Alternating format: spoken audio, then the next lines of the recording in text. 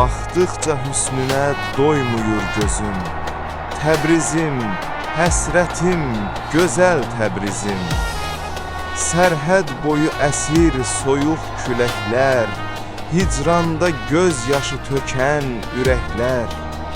Qoymaram yadları girsin qoynuna, İzin ver, qolumu salım boynuna. Mən bir əskər kimi keşiyindəyəm, Vüsalın, birliyin eşiyindəyəm.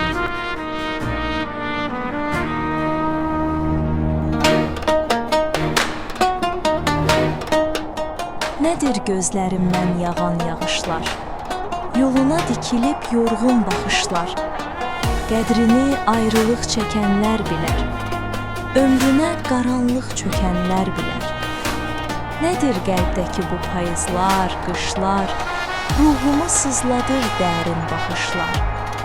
Səni gözləməkdən yoruldu gözüm. Təbrizəm, Təbrizəm, dözmürəm, Bakım.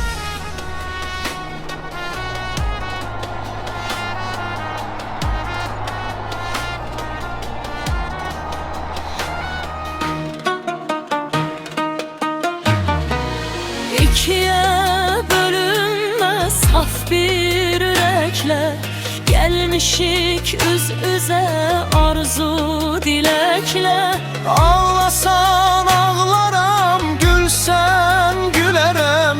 Yaşasan yaşaram, ölsən ölərəm. Arazın suları ayırsa bizi Silinmez qəlbimizdən vətən sevgisi.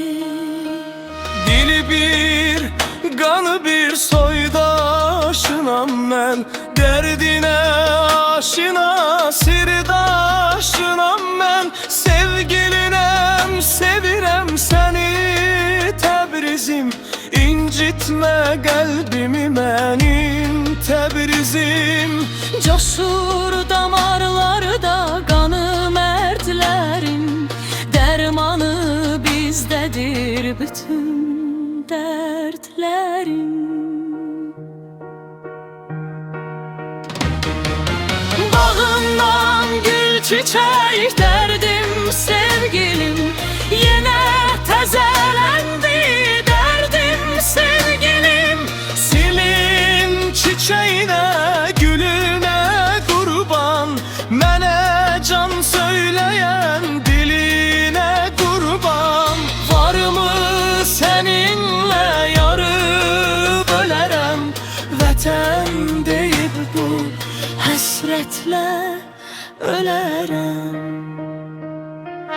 Yox olsun başınızdan duman çəm Vüsal olacaq bir gün, qalmayacaq təm.